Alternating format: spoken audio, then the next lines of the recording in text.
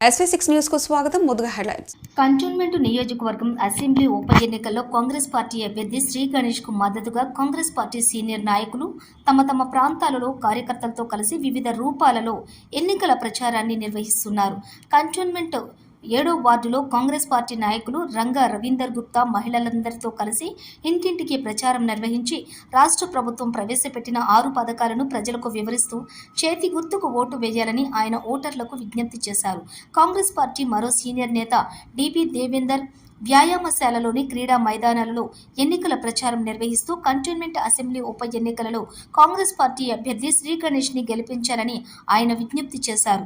ఈ సందర్భంగా డిపి దేవేందర్ మాట్లాడుతూ కంటోన్మెంట్ నియోజకవర్గంలో కాంగ్రెస్ పార్టీదే గెలుపు ఉంటుందని ఆయన ఆశాభావాన్ని వ్యక్తం చేశారు.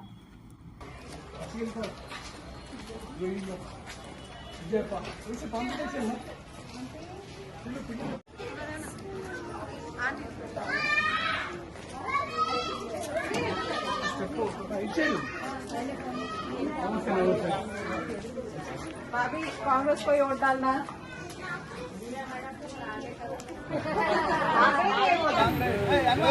जय कांग्रेस, जय कांग्रेस, जय कांग्रेस, जय कांग्रेस, जय कांग्रेस దిశగా మేము ప్రయత్నం చేస్తాం. మా మహిళా కార్యకర్తలు మరియు మహిళా నాయకులందరూ కూడా రేయింబవళ్ళు ప్రతి క్షణం కాంగ్రెస్ పార్టీ గెలుపు, ప్రతి క్షణం గణేశన్న గెలుపు కోసమే ఆలోచిస్తున్నారు.